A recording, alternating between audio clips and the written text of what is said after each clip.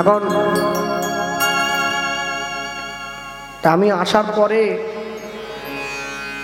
এক মা আমাকে জিজ্ঞাসা করছে, বাবা এরপরে কারা গাইবে? আমি বললাম আর জিজ্ঞাসা করবে তো করে আমাকেই করছে। আমি তো গামছা পরে বাইরে ঘুরছিলাম, বুঝলেন না, খুব গরম পড়েছে। তা আমি বললাম কালকে কে গেয়েছিল?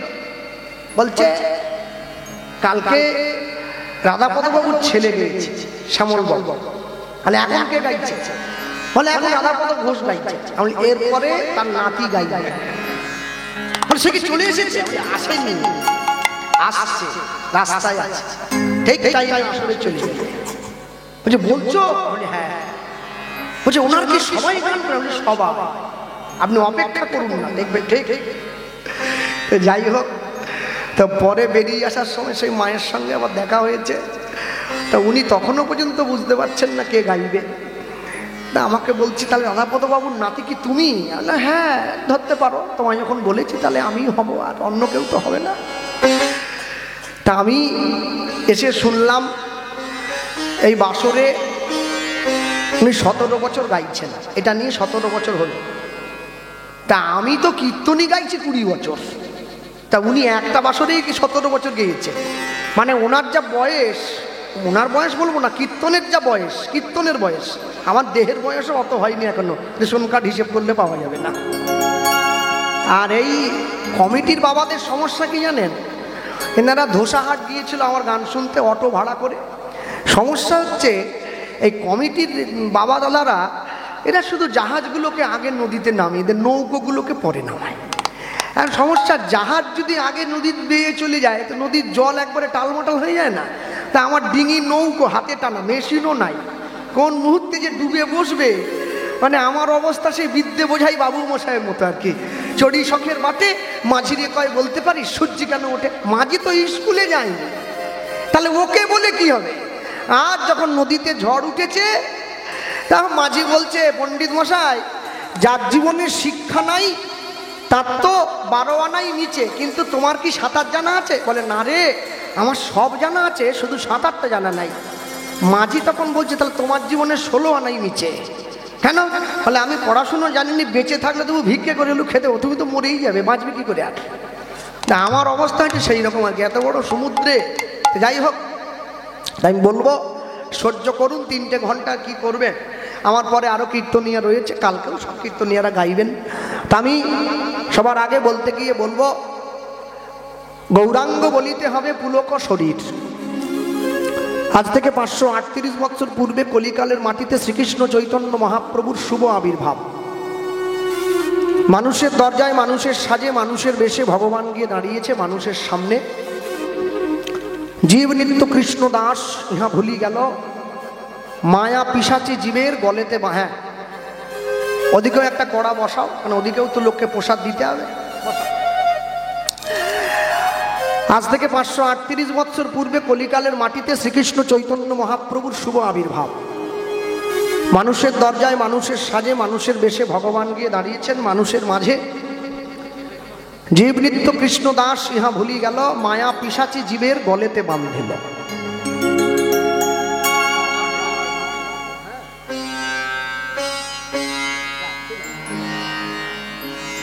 নামাতে হবে, নৌকো না, ছোট তো।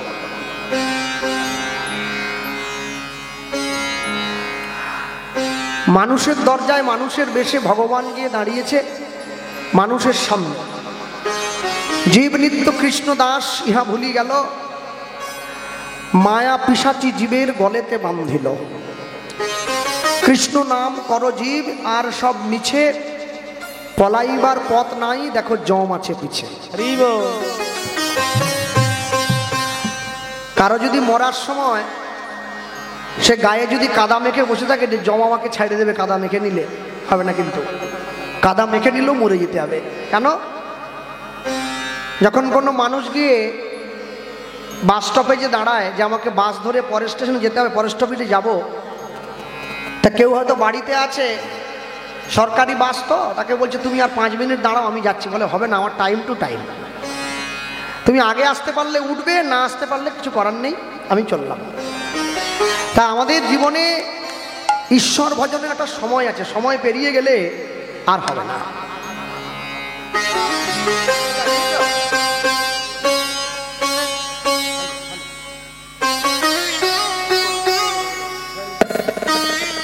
তা ভগবান এসে মানুষের দরজায় দাঁড়িয়ে সেই কথাটাই প্রচার করলেন।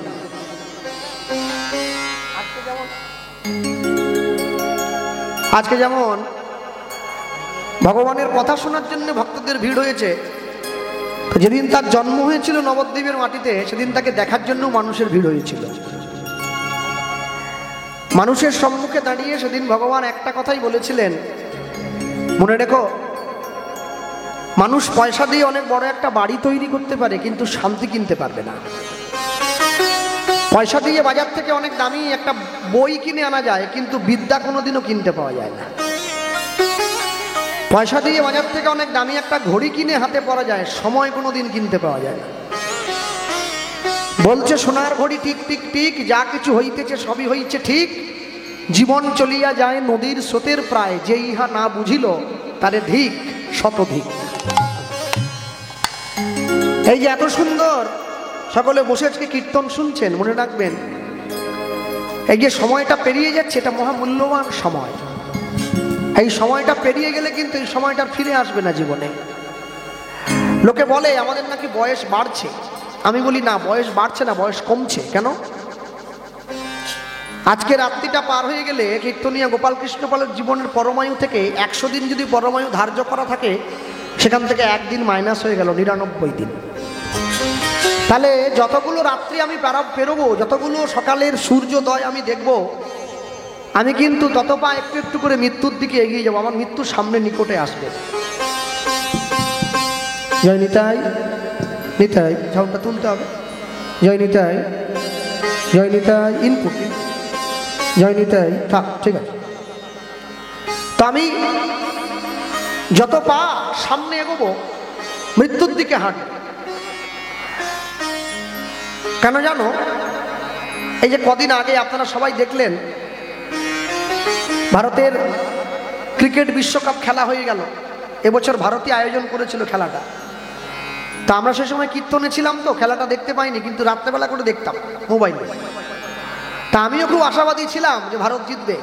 কেন, দিনের শেষে আমি যাই করি না কেন, কি আমি মা দুর্গাকে ব্লাউজই পরাই আর গোপালকে ডাইপারই পরাই। আমি কিন্তু ভারতবর্ষেরই সন্তান, তো আমি চাই ভারতটা জিতুক। তা আমি দেখলাম যেদিনকে ফাইনাল খেলা হলো ভারত হেরে গেল। কার কাছে হারলো? অস্ট্রেলিয়ার কাছে হেরে গেল। তো লোকে তো নানা রকম গালাগালি কটূক্তি খুব বাজে বাজে কথা বলছে। হ্যাঁ, কেউ কেউ আবার বলছে আমাদের দক্ষিণ 24 পরগনার শ্যামল মণ্ডল যদি খেলতো না ভারত জিতে যেত, ওর খেলেনি বলে হেরে গেছে। তা আমার মাকে আমি রাত্রেবেলা গিয়ে গ্রাম থেকে বাড়িতে গিয়ে বললাম, জানো মা, ওই ভারতের যে 11 জন খেলোয়াড় আছে ওরা একটা শিক্ষা দিয়ে গেল আমাকে। বলে, হ্যাঁ, তোর আবার সবেতেই শিক্ষা, আর তুই আমার কথাটা শোনো না। বলছে কি? বলছে ওই 11 জন খেলোয়াড় গোটা ভারতবাসী নয়, গোটা পৃথিবীর মানুষকে শিক্ষা দিয়েছে। কি শিক্ষা? যে জীবনে অতিরিক্ত আত্মবিশ্বাস, অতিরিক্ত অহংকার তোমার জীবনে পতন ডেকে আনবে। ভারতের শিক্ষা হচ্ছে সেটাই। তুমি এক এক করে পরপর 11টা ম্যাচ জিতে গিয়েছো, তুমি জানো আমি শেষটা গিয়ে জিতবো, আত্মবিশ্বাস। আর তুমি জানো আমার দলের জন্য সেরা খেলোয়াড়, তারা সবগুলো ম্যাচে ভালো খেলেছে, শেষ ম্যাচটা তো ভালো খেলবে। এই যে অহংকার তোমাকে হারিয়ে দিয়েছে।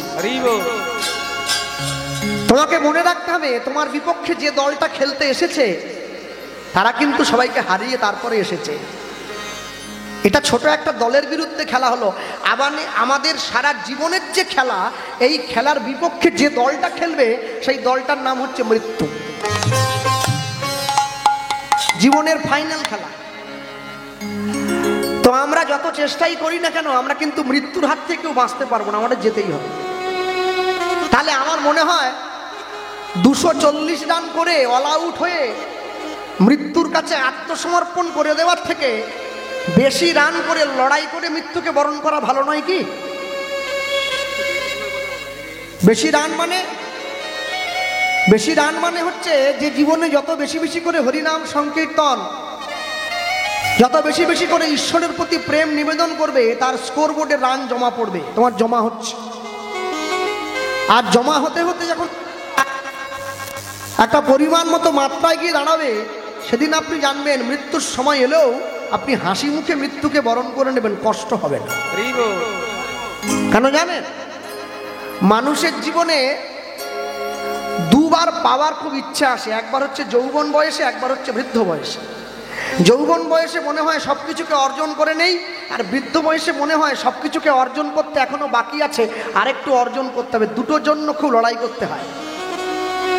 আর এই যে দুটো জিনিসের জন্য লড়াই করতে হয়, এই দুটো জিনিসের জন্য লড়াই করতে গিয়ে জীবনে তার থেকে হার মেনে পিছনে পিছিয়ে আসতে হবে। আর যেদিন থেকে জীবনে সবকিছুর থেকে পিছিয়ে আসতে হবে, সেদিন আমি বুঝবো যে আমি জীবনে সবকিছু অর্জন করেও অর্জন করতে পারি নাই। গৌরাঙ্গ বলিতে হবে পুলক শরীর। যেদিনকে গৌরাঙ্গ মহাপ্রভুর নাম বলতে আমার অন্তরে প্রেম আসবে, হরি হরি বলিতে মোর নয়নে ববে নীর।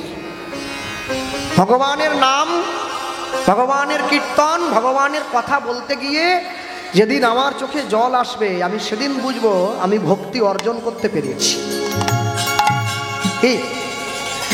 কেননা সংকীর্তন গাইতে গিয়ে, হরিনাম গাইতে গিয়ে যার চোখে নাই জল, তার শুধু বৃথা কোলাহল। কি? আর বৃথা যদি কোলাহল হয়, তাহলে জীবনের মাত্র কটা দিন হবে সম্বল। আর এই ভবের কোলাহল ছেড়ে সে যেদিনকে পৃথিবী থেকে চলে যাবে, সে ভাববে আমি শুধুই খেয়ে গেলাম হলাহল। হলাহল মানে বিষ। আমার জীবনের লাভ কিছু হয় নাই। মনে রাখবেন, মনুষ্য জীবনের চরম সার্থকতা, মানুষ জীবন লাভ করেছেন ৮০ লক্ষ জনই ভ্রমণ করে ৪ লক্ষ বার মানব জনম। মানব জীবনের চরম সার্থকতা হচ্ছে ঈশ্বরের সান্নিধ্য অর্জন করা। সে যে যাকে ভালোবাসে, কেউ কালীকে ভালোবাসে, দুর্গাকে ভালোবাসে, শিবকে ভালোবাসে, যে যাকে ভালোবাসে তার সান্নিধ্য অর্জন করা মানব জীবনের সব থেকে চরম কাজ। কেন?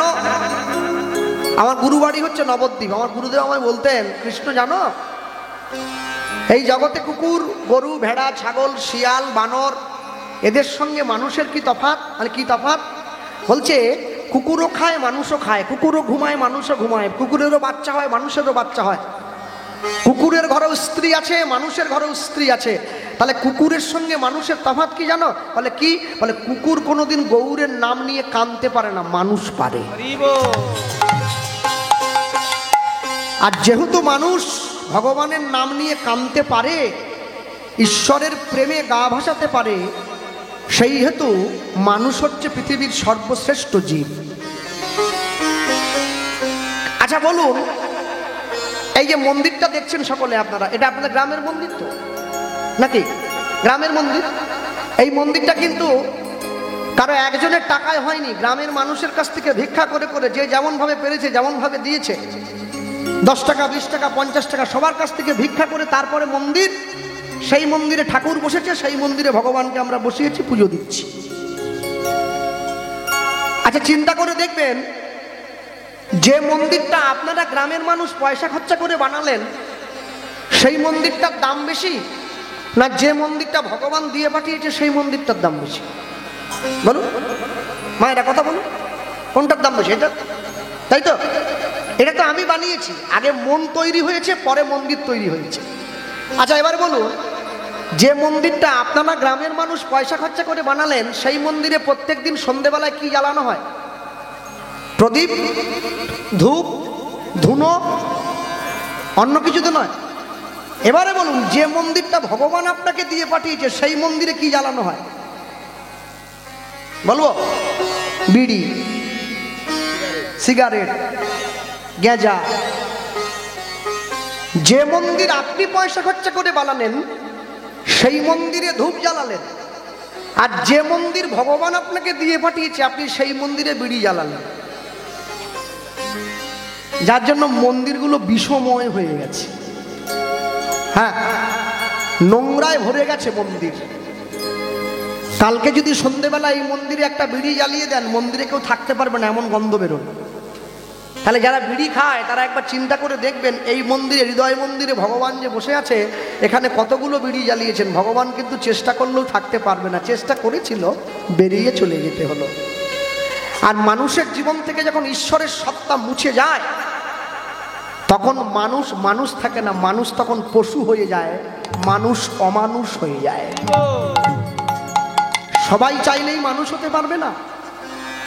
যেদিনকে ভগবানের নাম নিতে গিয়ে আমার নয়নে জল আসবে, আমি সেই দিন বুঝবো আমি তার প্রেম কিছুটা হলেও অর্জন করতে পেরেছি। বৈষ্ণব মহাজন পদকর্তা লিখছেন কি পরবর্তী পংক্তিতে, বলো আর কবে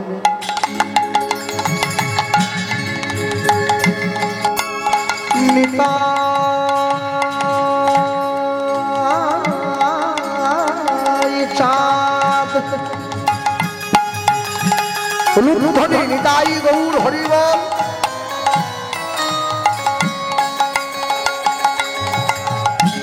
বলো আর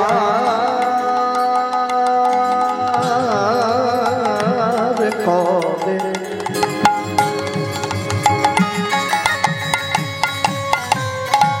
নিতাই চাঁদ আমায় করুণা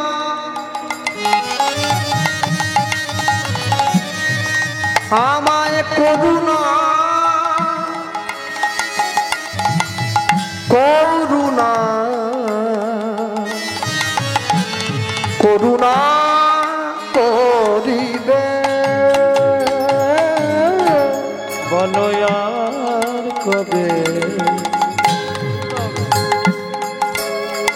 বলি আর কবে নিতাই চাঁদ নিতাই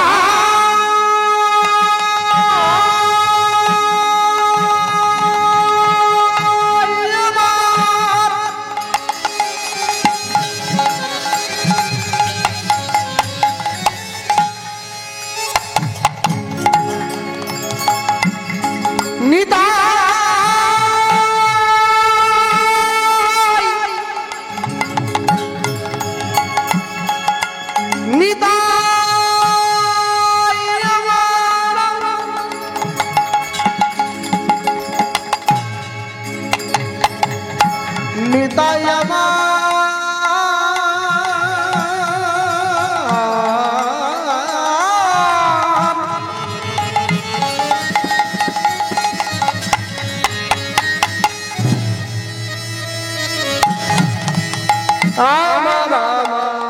আমার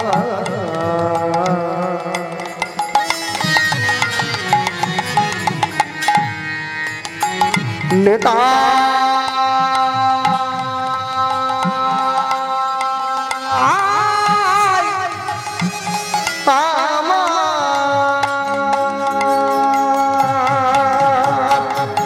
বলো আর কবে নিতাই চাঁদ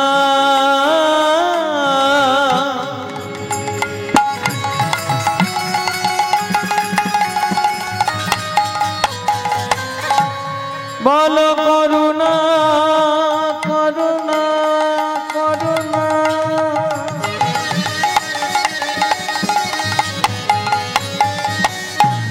করুণা করিবে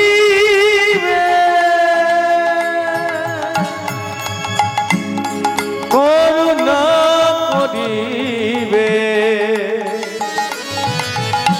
করুণা করিবে।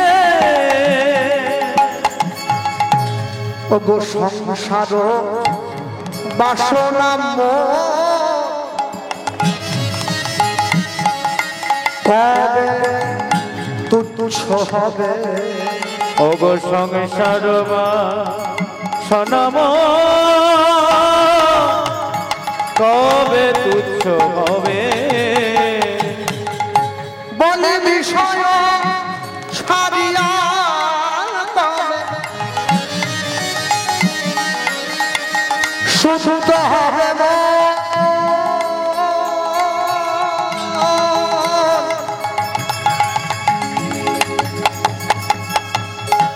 কবে হাম হেরব সেই মধুর বৃন্দাবন। ওই না কবে হাম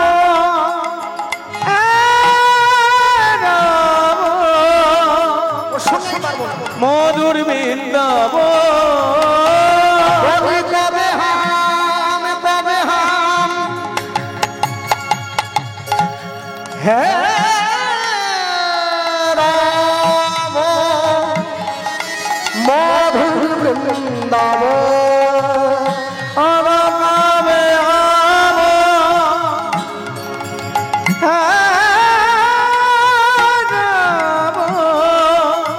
মধুর বৃন্দাবন। মধুর বৃন্দাবনে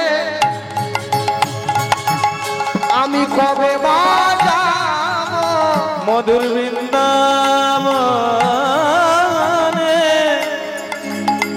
আমি কবে বাজাব।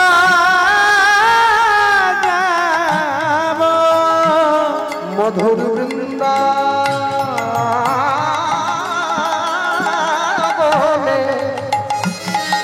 আমি কবে বাজাব। মধুর বৃন্দাবনে কবে বাজাব। সেখায় রাধা কৃষ্ণ যুগ আমি দেব শিব। মধুর বৃন্দাবনে কবে বাজাব। আমার ভবের জ্বালা মোচন হইবে। কবে মধুর বৃন্দাবনে যাব। আমার ভবের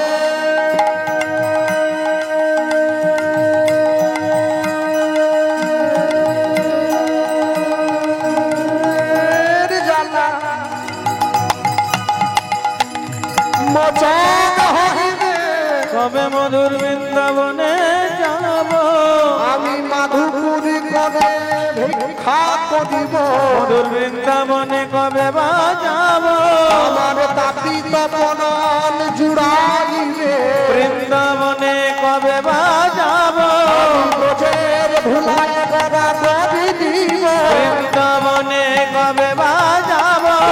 সেদিন আমার কবে বাহবে। বৃন্দাবনে কবে বাজাব। নাম বিলাইব।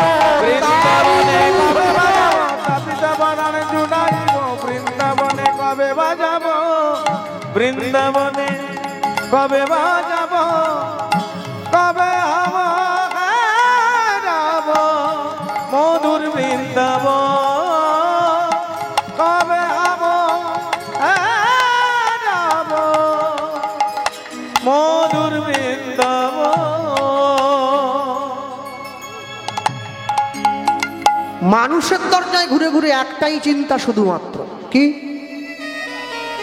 আমি কবে মধুর বৃন্দাবনে যাব। আর যেদিন আমি বৃন্দাবনে যেতে পারবো, বৃন্দাবনে গেলে আমার মনের ইচ্ছা পূর্ণ হবে। তাই যদি হয়, দাদা সাউন্ডটা কমে গেল, তাই যদি হয় তাহলে যা আছে ব্রহ্মাণ্ডে তা আছে দেহভাণ্ডে। হ্যাঁ, আমার বাবাকে আমি জিজ্ঞাসা করেছিলাম, আচ্ছা কীর্তন শুনতে গেলে বসতে ইচ্ছে করে না কেন? শুধু ঘুম পায়, মনে হয় উঠে চলে যায়, একটু বাইরে গিয়ে আড্ডা দিয়ে আসি। কই, আমি যখন লুঙ্গি পরে তাস খেলতে বসি তখন তো উঠতে ইচ্ছে যায় না। সকালে বসলে মনে হয় বিকেল পর্যন্ত শুধু বসেই থাকি, শুধু বসেই থাকি, বুঝলেন? খিদে পেলে উঠতে ইচ্ছে যায় না। কীর্তন শুনতে গেলে শুধু উঠে না। হ্যাঁ, একটা কমিটিতে আমি পরপর 4 বছর গান, 4 বছর। তা এই মন্দিরের যে সেবক, ওই যারা এসে আমাদের মাল্যচন্দন করলো, তো ওই মন্দিরেও একজন সেবক আছে, ওই একই সেবক, গ্রামের লোকে পয়সা দিয়ে ওনাকে রেখেছে। আমি প্রথম বছর গিয়ে দেখছি আসরে যখন মানে আমরা ঢুকছি, উনি মালা চন্দন নিয়ে রেডি হয়ে আছে, মানে যেন মনে ডিউটি সেরে হয়ে দৌড়ে পালাবেন, রেডি হয়ে আছে। তা আমাকে বলছে, দাদা কখন দেবো? আমি বলি, আপনার যখন খুশি, এখন দিয়ে দেবেন। বলছে না, বসুন তারপর দিচ্ছি। যেই আসরে গিয়ে বসেছি, টপ করে মালা চন্দনটা করে দিয়ে ওই পাশে দেখি বিছানা আছে, শুয়ে পড়ে নাক দিকে ঘুমোচ্ছে।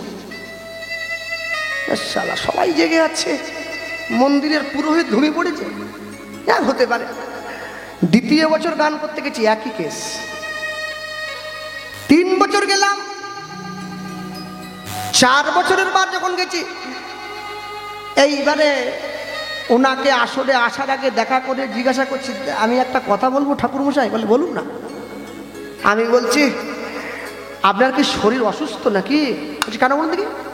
তাহলে আপনি চট করে আমাদেরকে, আমি 4 বছর ধরে এসে দেখছি মালা চন্দন করে দিয়েই শুধু ঘুমিয়ে পড়েন, ব্যাপারটা কি? বলে এবছর কি লাস্ট আসছেন, আর কি আসবেন না? বলি কেন? কমিটি ডাকলে আসবো। বলে সত্যি কথা বলতে দাদা কি জানেন, আমাকে বলছে, কৃষ্ণবাবু পাতা পাতা ঘুমের ট্যাবলেট খেয়ে নিয়েছি, ঘুম নাই। আপনার কীর্তনে যে কি জাদু আছে, শুরু হওয়ার সঙ্গে সঙ্গে কোথা থাকে ঘুম আমার চোখে। আমি কমিটিকে বলবো একটু পয়সা কম নিয়ে 2 বছর আসবেন, আমি একটু প্রাণ ভরে ঘুমোবো। আজ পর্যন্ত ঘুমের ট্যাবলেট খেয়েও আমার ঘুম ধরেনি। আপনার হরিনাম শুনে আমার ঘুম, মানে বুঝতে হবে ঘুমের ট্যাবলেটের থেকে হরিনামের ক্ষমতা বেশি, যা আমাকে ঘুম পাড়ি দিচ্ছে। তা আমি মনে মনে ভাবলাম, আমি তো এটা কোনোদিন শুনিনি যে হরিনাম শুনে হরিনামের। তখন বুঝলাম কেন মায়েরা কীর্তন শুনতে গিয়ে ঝোঁকে। এ তো হরিনামের ক্ষমতা, সকলকে ঘুম পাড়ি দিচ্ছে। আর সিরিয়ালের ক্ষমতা সবাইকে জাগিয়ে রাখে। কে ঘুমোবে না, একদম বড় বড় চোখ করে চেয়ে থাকবে, ঘুম পেলে চোখে মুখে আবার ছুটে গিয়ে জলে ছিটে নেয়, আবার এসে বসে। বলে না, আজ অনুরাগের ছোঁয়া দেখতে হবে, আমরা কেউ ঘুমোবো না, এক বিরাট ব্যাপার আছে আজ।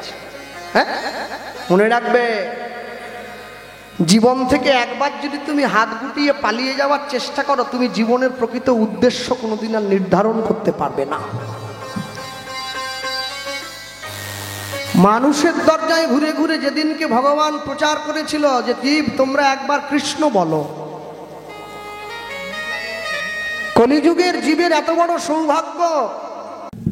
হ্যালো, জয় নিতাই। হ্যাঁ, আসলে দোষ তো দাদা ভাইয়ের না, দোষ আমার কপালের। হ্যাঁ, আমি ডেলি ঘুগনির হাঁড়ি নিয়ে বেরোই, সব দিন বিক্রি হয়ে যায়, আজকে হচ্ছে নি কেন বুঝতে পারছি। খদ্দের আছে, মাল দেবো দেখি বাটি শেষ হয়ে গেছে, লোক বসে আছে সব রেডি, মাইকটা ডিস্টার্ব হলো, বাটি শেষ। চলো, বাটি এসে গেছে, আবার দিচ্ছি। তা 2 ভাইয়ের হাত ধরে বুড়ি মাকে যখন প্রশ্ন করছে, বুড়ি মা বলে উঠছে, জানো মা, এই যে দেখছো আমার বড় ভাই নিতাই, এ হচ্ছে আমার থেকে 12 বছরের বড়। গৌরের থেকে নিতাই হচ্ছে 12 বছরের বয়সে বড়। নিতাইয়ের জন্ম কোথায়? নিতাইয়ের জন্ম হচ্ছে বীরভূম তারাপীঠ থেকে 11 কিলোমিটার দূরে, জায়গাটার নাম একচক্রা। বাবার নাম মুকুন্দ বন্দ্যোপাধ্যায়, মায়ের নাম পদ্মাবতী, আরো তাদের ছেলে, ওর নাম নিত্যানন্দ। আর আমাকে দেখছো, আমার নাম গৌর, আমার বাড়ি হচ্ছে নবদ্বীপের অন্তদ্বীপ নামে একটা জায়গায়। আমার বাবার নাম জগন্নাথ মিশ্র, মায়ের নাম শচীরানী মিশ্র, আমি তাদের ছেলে, আমার নাম নিমাই মিশ্র। তোরা কি করে 2 ভাই হলি? বাবা মা আলাদা, বাড়ি আলাদা, কোথায় নবদ্বীপ, কোথায় বীরভূম? বলে কেন হলাম জানো?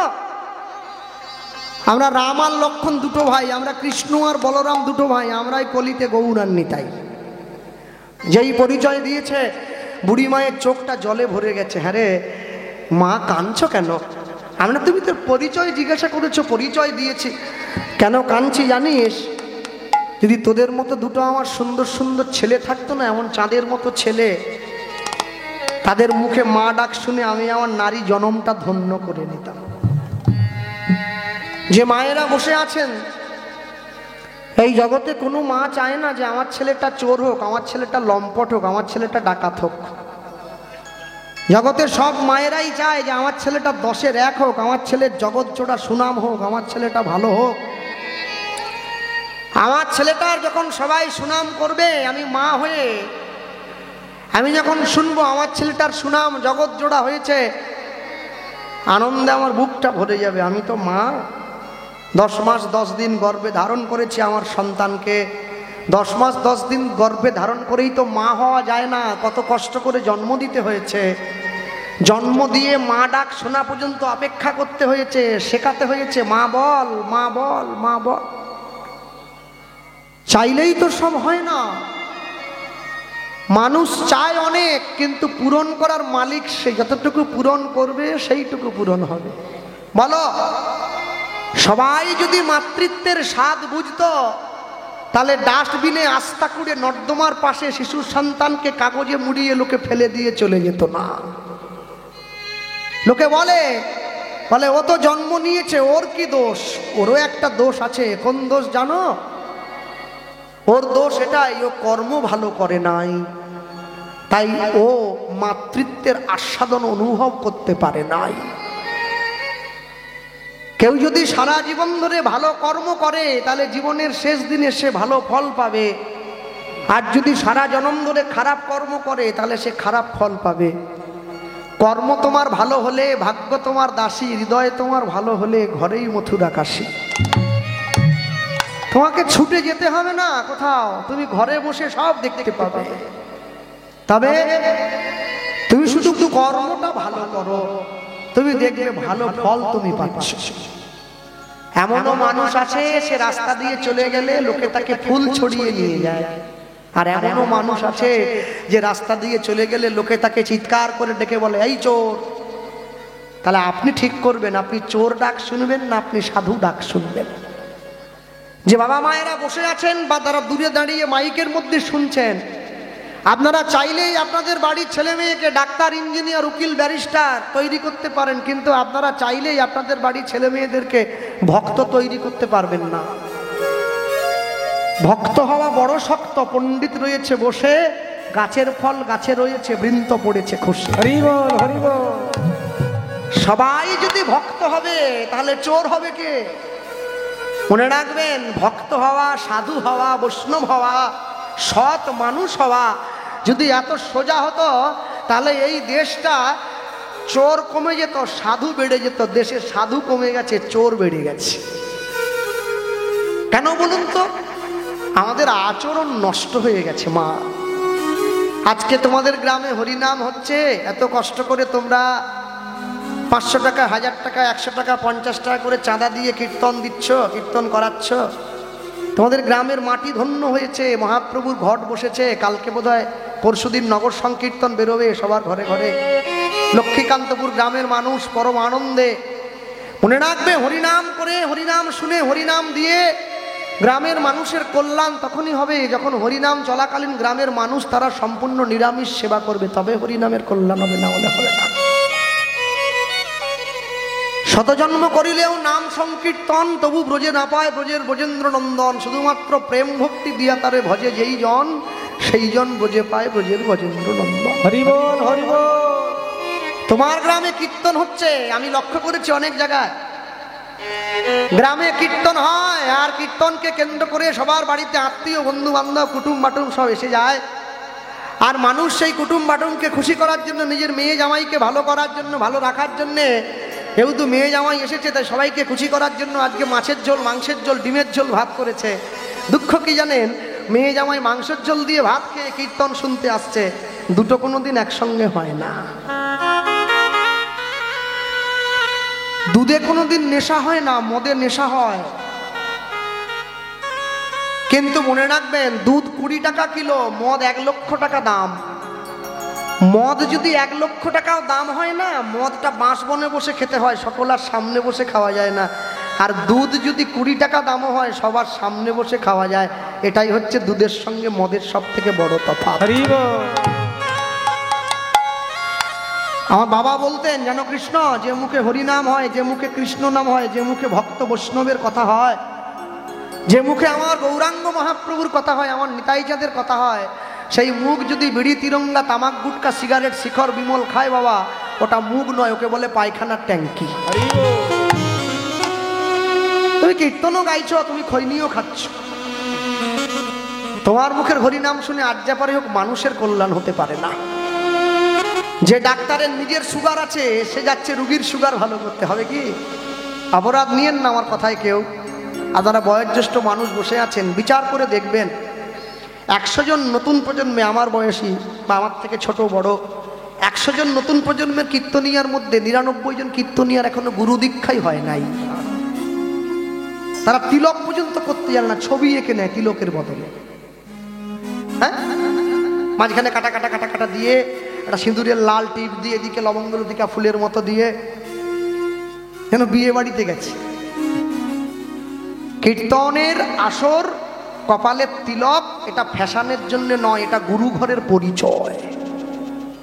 যার জন্য তো মানুষ আমাদেরকে বলতে সুযোগ পেয়েছে ভারত আবার জগৎ সভায় শ্রেষ্ঠ আসন লবে, তার মানে কোনো না কোনো দিন শ্রেষ্ঠ ছিল, আজ আর নেই। ইস্কনের যিনি বর্তমান সভাপতি রয়েছেন জয়পতাকা স্বামী মহারাজ, তিনি যখন প্রথম ভারতবর্ষে এসেছিলেন না, আমি সব ধরনের বই পড়ি, বই পড়া আমার একটা নেশা, কেন অসৎসঙ্গের থেকে বই পড়া ভালো। তিনি যখন প্রথম এলেন ভারতবর্ষে, দমদম বিমানবন্দরে নামার সময় পায়ের জুতোটা খুলে কর্মচারীর হাতে দিয়ে দিয়েছেন। তো অত বড় মানুষ তিনি এসেছেন, সাংবাদিকরা ছুটে গেছে, ইন্টারভিউ নিচ্ছে। ইন্টারভিউ নেওয়ার সময় তাকে প্রশ্ন করছে, স্যার আপনি এত বড় একজন পণ্ডিত, শিক্ষিত মানুষ, the well educated person, the great human being, আপনি ইসকনের সভাপতি, আপনি জুতোটা খুলে দিচ্ছেন ক্যামেরার সামনে। তিনি উত্তর দিয়েছিলেন, যে ভারতবর্ষের মাটিতে আমার চৈতন্য মহাপ্রভুর চরণের ধুলি আছে, সেই ভারতবর্ষে আমি প্রথম পা দেব, তাও আবার জুতো পরে। অতটা মূর্খ আমি নই। মাটিতে নেমে প্রণাম করছেন ভারত মাতাকে, চৈতন্য মহাপ্রভুর সত্তাকে। মনে রাখবেন, ভ্রমিতে ভ্রমিতে কোনো ভাগ্যবান জীব কোটি কল্প প্রসাদে পায় ভক্তি লতা বীজ। সবাই পাবে না, শুনবে সবাই। কেন? অভক্তের মুখে হরিনাম শোনা, অভক্তের মুখে হরিনাম শোনা আর সাপে মুখ দেওয়া দুধ, দুটো একই জিনিস। দুধ ভালো, কিন্তু সেই দুধে যদি সাপ মুখ দিয়ে দেয় ওটা বিষ হয়ে যায়, আর ভালো থাকে না। হরিনাম ভালো, যদি অভক্তের বদনে হরিনাম হয়, সেই হরিনাম বিষ সমতুল্য। তাহলে লোকে যে বলে, হ্যাঁ আমি যে কথাটা বলছি, এটা যদি আবার ওই ঠাকুরের চালাগুলো শুনতে পায়, ঠাকুরকে পাঠাবে, ঠাকুর আবার আমার নিয়ে আসলে বলবে।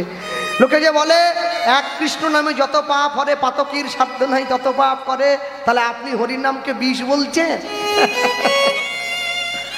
এক কৃষ্ণ নামে যত পাপ হরে, পাতকীর সাধ্য নাই তত পাপ করে, এই কথাটার সঙ্গে এই কথাটা মিলিয়ে দিলে হবে না।